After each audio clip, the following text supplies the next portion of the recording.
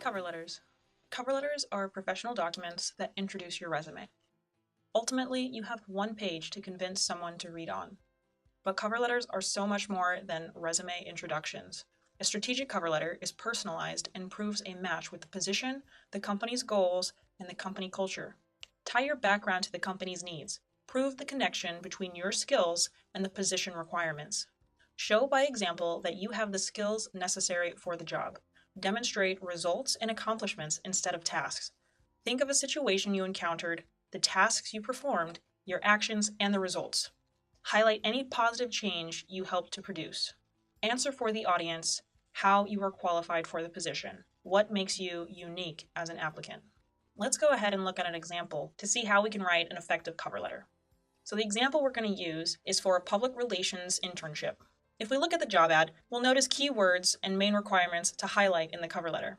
Words like creative, luxury, fashion, public relations, motivated, press kits, social media, and strategy are all words highlighted in this job ad. So our next task is to address those key requirements in our cover letter. So in our example, Donna Meagle is going to be applying for this position. You'll see that she has her resume header copied over at the top of her cover letter. Make sure you do the same. This creates a nice professional stationery effect between all your documents. It's easy to group them together that way. Next, you'll see the recipient header. You'll see the name, the company, and the address of who she's sending this cover letter to. Always address it to a real person. There's a few avenues you can take if you don't know right off the bat. If you're lucky, your job ad will have your contact's name listed in the job ad. But a lot of the time, you're not that lucky. So ways you can go about this. First, you can always try simply calling or emailing the company because a lot of the time there will be an email or phone number that you can contact and just simply ask who you should address your cover letter to for the position that you're applying to. Don't be pushy. Don't try to have a phone interview. You're simply asking, "Hi, I'm applying for this internship. Who should I make my cover letter out to?" If that doesn't work for whatever reason, you can always resort to LinkedIn. You can research who might be the potential HR director for that company, or hiring manager, or anything with related job titles that might be the best fit for your position. As a last resort, if that doesn't work, address it to the CEO of the company. That person most likely won't be reading your cover letter, but it shows your interest. It shows that you took the extra time to address it to someone with a direct connection to the company. You can easily find out who the CEO is through the company's website. Your main goal is to show effort and research so you stand out from the rest of the stack. After the recipient header, you of course have your salutation. If you don't know the gender of your recipient because of a gender-neutral name, feel free to just spell out their entire name and forego the Miss, Mr., or Mrs. nomenclature. For female recipients, if you do not know if they are a Miss or a Mrs., it's always safe to put Ms., the MS period. Next, we'll talk about the introduction. In the introduction, you want to introduce yourself and the position you're applying for, just like Donna does here. She's applying for the Spring 2016 Public Relations Internship at LaForce and Stevens. Then you have to answer the question, why this specific company? What about this company makes it appealing for you to work at? Again, make it specific. Avoid generic statements like, I want to work for LaForce and Stevens because it's a leader in the industry. Most companies like to think they're the leader in the industry. You could easily write this same statement, copy and paste a new company name into that. It's not showing a great deal of connection with that company. Try to relate it to who you are as a person. Let's look at Donna's example. The agency's innovative digital branding strategies, especially for high-end fashion clients, are redefining the industry, particularly in its work with Perry Ellis. This is a great example of being very specific and really interested in what they're doing. That's how you'll connect with the company. That's going to show that you actually care, not only about the position and what skills you might learn from it, but about what they're actually doing. I want to work for this company because it's a leader in the industry. It's just generic enough to feel like you send it out to every single company. Different ways you can answer the question, why this company, can be relating it back to a person or contact that you have within that company that has told you great things about the culture or their products or their campaigns. It could be about the company's mission statement or core values. Do a little research. Spend 5 minutes on the company's website and figure out who they are and actually why you want to work for them. Finally, in the end of your intro paragraph, you're going to have a transition statement to your body paragraphs. Essentially, you're going to highlight what your reader should see in the upcoming paragraphs. Think of it as a thesis statement. Let's look at Donna's example.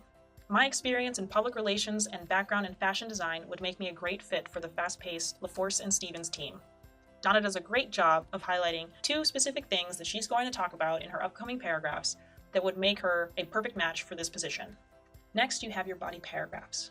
Each body paragraph should encompass a specific theme or experience or skill. For instance, if you're highlighting specific skills, one paragraph could be about leadership, while another could be about interpersonal skills. If you're highlighting specific experiences, one could be about academic or internship experiences for your second. The key thing you want to do is just make sure everything is organized. Students will ask, how many body paragraphs should I have? You should aim for 2 to 3, but a lot of the time, 2 will work perfectly. You don't want your cover letter to go past a page, so be mindful of your length. An extra paragraph could cause you to run over. So just make sure, however many paragraphs you do have, whether it's 2 or 3, are as strong as humanly possible. For those body paragraphs, show, don't tell. Avoid broad statements like, I'm a hard worker, or I'm a great communicator, without illustrating how that's true. Show accomplishments and results, not just tasks. Give specific examples of situations or projects you did that demonstrate the skills they're looking for. Be a storyteller. Expand upon your resume through anecdotes, examples, or short narratives. This will allow an employer to better visualize who you are as a person and the type of decisions you make so they can see if you're a good fit for the position and their company. Whatever you do, don't rehash, repeat, or summarize your resume bullet points. If your cover letter sounds a lot like your resume in paragraph form, you're missing out on a great opportunity to show a new facet or elaborate on what you've done in your experience. Remember, keep it short, between 200 and 350 words for the main text. Make sure they can discern your experience in 30 seconds or less. Overall, try to focus on what you can do for the company, not what they can do for you. Let's go ahead and look at one of Donna's body paragraphs. Here, we see how she created a social media strategy for her client Ben & Jerry's. She talks about how she collaborated with other account executives to integrate innovative ideas. And then throughout the semester, she increased the social media followers by 45%. She also highlights what papers have done with her press kits. In her second paragraph, she talks about how she's been designing and making clothes for years, in class and on her own. She understands the demands of the fashion industry and has a keen sense of style necessary to create brand strategies that compellingly represent high-end fashion brands. From her public relations experience and background in fashion, she would be an enthusiastic and creative asset to the public relations department there. So she does a great job of connecting it back to the needs of the company. It's a fashion company, right? So she aptly connects her personal experience with the needs of the company. In her first body paragraph, Donna does a great job of giving specific examples of projects that she's worked on, of situations she's been in, and the results of them. She's not just restating her resume. Finally, your conclusion. It's pretty basic. You just want to make sure you thank your reader for their time and consideration. Go ahead and reiterate your cell and your email contact information so that you can be reached. And then note your desire to move forward with the application process, how you'd like to talk about your skills and qualifications further. But keep it brief. And finally, close off with a sincerely and your name.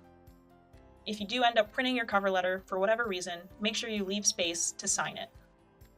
Before sending out your cover letter, always double and triple check to make sure everything is accurate, true, grammatical, spelled correctly, and the best representation of you for that position. Make sure that each job you are applying for has its own tailored cover letter created for it. That's why, in the intro paragraph answering the question why this specific company is so important, this helps you to stand out. This helps your resume feel very tailored to the job and that company.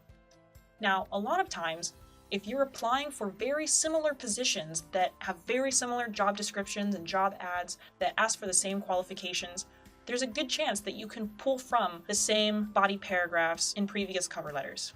So in that sense, there is potential to recycle material. I recommend having a working document with multiple body paragraphs that you can pull from to put into future cover letters, saving you time and energy later down the line that you can be using instead to research the company and why you want to work there. Overall, that's the basics of the cover letter. Remember, show, don't tell, tell your story and anecdotes and situational examples, and don't repeat your resume. Now, go out and write your cover letters, and if you need additional feedback or guidance, stop by CommCareer Services for an appointment.